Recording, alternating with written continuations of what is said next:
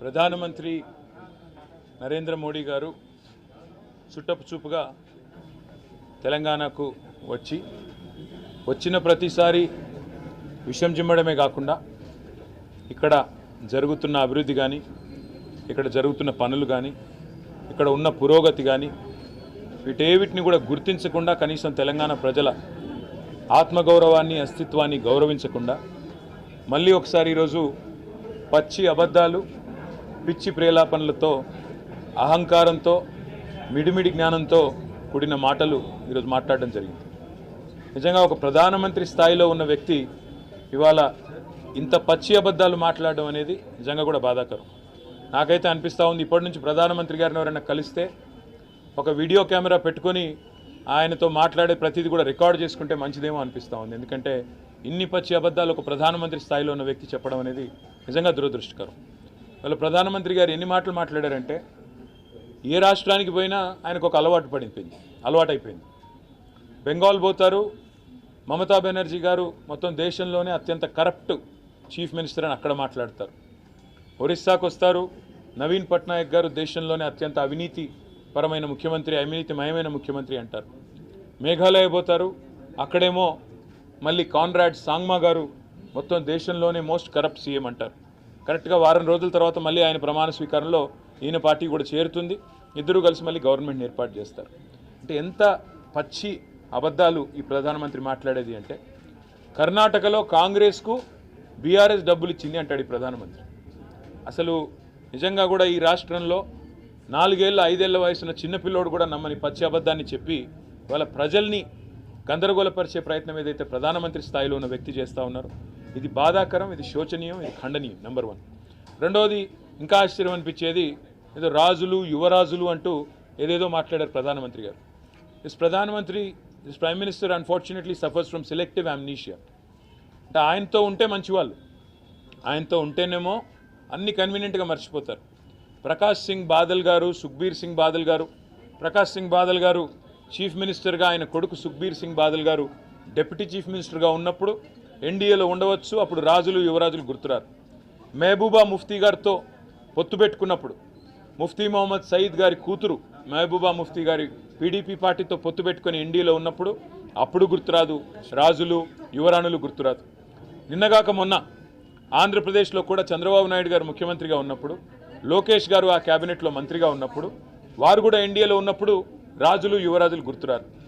Ball Thackeray గారి కొడుకు ఉద్ధవ్ ఠాక్రే గారితో శివసేన అంటగాగినప్పుడు బీజేపీ ఎన్డీఏలో అప్పుడు గుర్తురారు వారసత్వము, రాజులు యువరాజులు.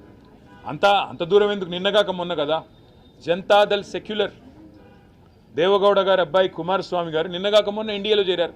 మరి రాజులు యువరాజులు, ప్రజాస్వామ్యం, గడిది గుడ్డు ఇవన్నీ గుర్తురావు అప్పుడు.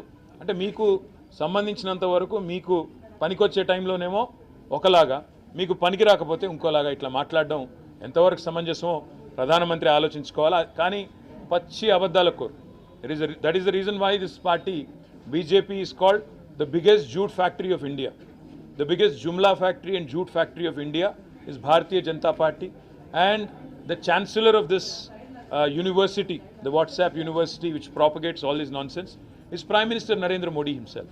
What I found amusing are the white lies of Honorable Prime Minister, clearly fabricated, and I think he should start writing scripts for movies. He'll make a great storyteller and a great story writer. తప్పకుండా మంచి స్టోరీలు రాయొచ్చు ప్రధానమంత్రి గారు. Oscar award కూడా వస్తుంది ఆయన యాక్టింగ్కి, ఆయన స్క్రిప్ట్ రైటింగ్ స్కిల్స్కి. డెఫినెట్గా ప్రయత్నం చేస్తే మంచిది. This prime minister is so inconsistent. He says on the one hand BRS has funded Congress in Karnataka and he says that he has not allowed us into NDA. हमें कोई पागल कुत्ता ने काटा है क्या कि एनडीए में हम जाके शामिल हो जाएं?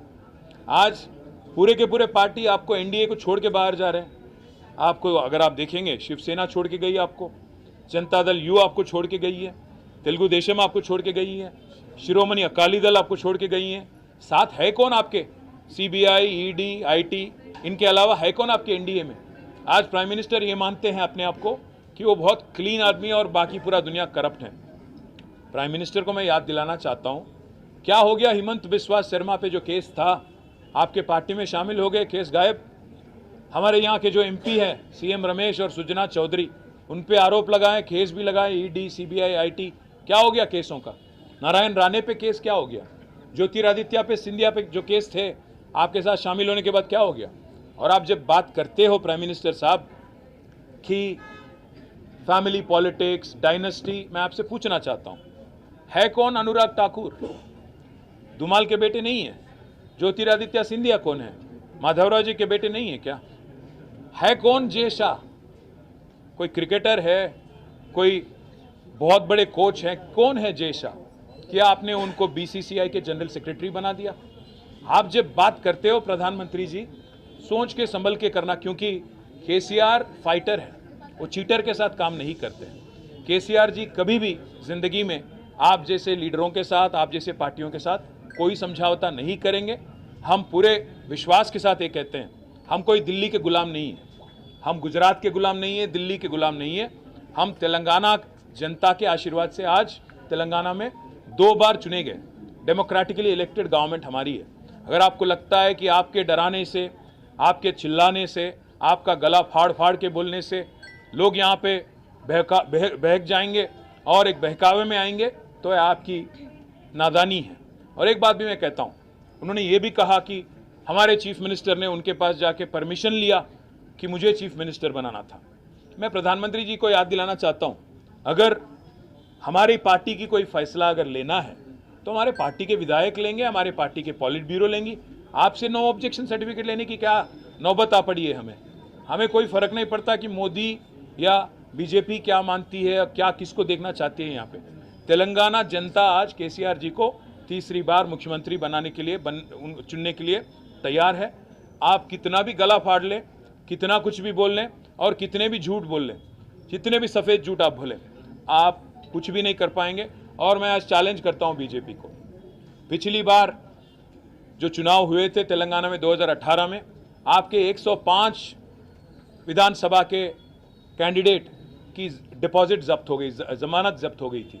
मैं चैलेंज करता हूं, अगर दम है बीजेपी में, नड्डा में, अमित शाह में, नरेंद्र मोदी में और जितने भी और लीडर हैं, आइए, tourist sir welcome to Telangana, हमें कोई इतराज़ नहीं। आप आइए, गला फाड़ फाड़ के बोलिए, तेलंगाना जनता को समझाइए कि किया क्या आपने तेलंगाना के लिए पिछले 9 साल में। और कोई अगर वोट देना भी चाहे तो क्यों दें आपको। मैं चैलेंज करता हूं, पिछली बार 105 सीटों में आपकी जमानत जब्त हो गई थी, इस बार 110 सीटों में आपकी जमानत जब्त हो जाएगी। और इस बार आपको एक भी एमपी आपको तेलंगाना से नहीं मिलेगा, क्योंकि आप इतने झूठ बोल चुके हो, इतने कारनामे कर चुके हो। और सबसे अहम बात ये पूछना चाहता हूं प्राइम मिनिस्टर, आप ये मानते हो अपने आप को कि आप बहुत ही साफ इंसान हो, बहुत ही करप्ट, क्या बोलते हैं उनको, क्लीन इंसान हो, तो आप क्यों मुखर गए? जेपीसी अदानी के मामले में जेपीसी से क्यों डरते हो? अदानी के मामले में एक बार भी प्रेस के आगे आके क्यों नहीं बोलते हो? जब श्रीलंका की गवर्नमेंट ने खुद कहा कि वो दबाव में उनको लाया गया, भारत सरकार की तरफ से प्राइम मिनिस्टर मोदी ने खुद श्रीलंका प्रेसिडेंट को बोला कि आपको एक 6000 करोड़ वाला कॉन्ट्रैक्ट अदानी को देना है, क्यों आप आज तक नहीं क्लैरिफाई करते हो? क्यों आप बोलते नहीं हो? हर किसी को डरा के, धमका के जो काम चलाने की तरीका आपने सीखा है, मैं प्रधानमंत्री जी आपसे कहता हूं, ये तेलंगाना में ना चलेगी। आपकी जितने भी यहाँ पे साजिशें हैं, आपकी जितने भी यहाँ पे कोशिशें हैं, सारे के सारे नाकाम रहेंगे। और మీరు ఎన్ని ప్రయత్నాలు చేసినా, ఎన్ని పిచ్చి మాటలు మాట్లాడినా తెలంగాణ ప్రజలకు స్పష్టంగా తెలుసు, మీరు ఈ 9 ఏళ్లలో తెలంగాణకు చేసిందేమీ లేదు, మీరు ఇచ్చింది గుండు సున్నా, కాబట్టి మీకు వచ్చేది కూడా గుండు సున్నానే। ఎన్ని అబద్ధాలు చెప్పినా, ఎన్ని పిచ్చి ప్రేలాపనలు పేలినా కేసీఆర్ గారు ఒక ఫైటర్, ఆయన చీటర్స్తో ఎన్నడూ చేతులు కలపడు। ఎన్డీఏతో చేరాల్సిన కర్మ మాకు లేదు, అది మునిగిపోయే నావ, అన్ని వదిలిపెట్టి పారిపోతూ ఉన్నారు। దాన్ని తెలుగుదేశం వదిలేసింది, అదేవిధంగా శిరోమణి అకాలీదళ్ వదిలేసింది, జేడీయూ వదిలేసింది, శివసేన వదిలేసింది। అయినా ఎన్డీఏలో ఉన్నదెవరు? సిబిఐ, ఈడీ, ఐటీ, ఇవి తప్ప ఎన్డీఏలో పార్ట్నర్స్ ఎవరు ఉన్నారు అసలు? కాబట్టి ప్రధానమంత్రి గారు మునిగిపోయే నావ ఎవడు ఎక్కడు। రెండోది, ఎన్డీఏలోకి చేరడానికి మాకేం పిచ్చి కుక్క గరవలేదు, కాబట్టి మీరు ఎన్ని అబద్ధాలు చెప్పినా, మీరు ఎన్ని పిచ్చి ప్రేలాపనలు వెళ్ళినా, ఎందుకంటే ఇవాళ మీరు మాట్లాడిన మాటల్లోనే మీ ఫ్రస్ట్రేషన్ తెలుస్తుంది। రాహుల్ గాంధీ వచ్చేమో మేము బీజేపీకి బీ టీం అంటాడు, ఈయన వచ్చేమో మేము కర్ణాటకలో కాంగ్రెస్కి పైసలు పంపినామంటాడు। మేము కర్ణాటకలో కాంగ్రెస్కి పైసలు పంపుతుంటే మరి నీ ఐటీ టీం ఏం చేస్తుంది?